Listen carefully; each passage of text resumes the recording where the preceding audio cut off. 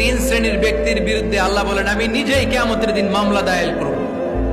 I will be against them in the day of judgment.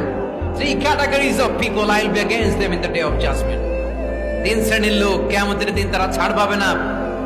আল্লাহ বলেন আমি নিজেই তাদের বিরুদ্ধে মামলা দায়ের করব। এর মধ্যে এক শ্রেণীর লোক হচ্ছে রাজুলুন ইস্তাআজারা জিরান ফাস্তাউফা মিনহু ওয়া লাম ইউতি আজরা।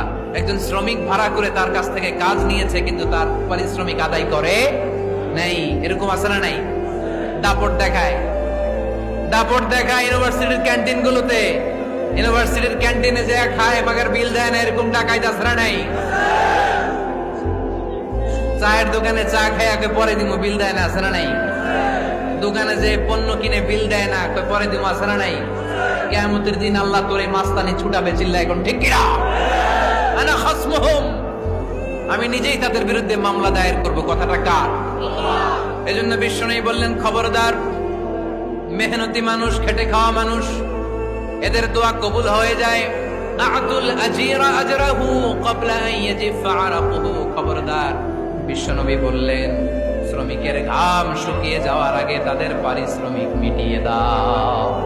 বিশ্বনবীর বিখ্যাত হাদিস, আতুল আজিরা আজরাহু ক্বাবলা আন ইয়াজিফা আরাকুহু। শ্রমিকের ঘাম মাটিতে লাগার আগে, শুকিয়ে যাওয়ার আগে তাদের পারিশ্রমিক মিটিয়ে দাও। কেননা তারা যদি বদদোয়া করে তোমার জীবনকে জাহান্নাম বানিয়ে দিবে কে?